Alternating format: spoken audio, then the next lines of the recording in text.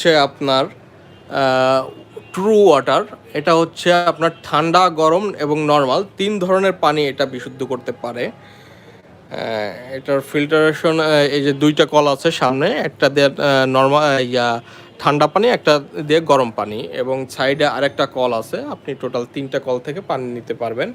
এবং এখানে সুইচ আছে, আপনি যদি আপনার ঠান্ডা পানি প্রয়োজন না হয় সেক্ষেত্রে ইউজ না করলেও পারেন, আবার যদি আপনার প্রয়োজন হয় এই সুইচগুলো দিয়ে নিতে পারেন।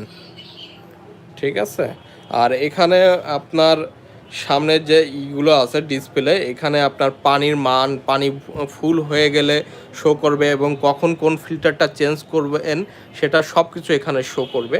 এখানে আপনার এই যে পিপি ফিল্টার কখন চেঞ্জ করা লাগবে, তারপর ইউডিএফ ফিল্টার কখন চেঞ্জ করা হবে, এবং প্রতিটার উপরে আপনার ইন্ডিকেট করা আছে, এটা আপনি দেখতে পারবেন এটা কখন চেঞ্জ করতে হয়। এবং এর ফিল্টারগুলো এই যে চেঞ্জ করার সিস্টেম হচ্ছে, এই যে পিছনে 5টা ফিল্টার থাকে, জাস্ট বোতলের মুখার মতো।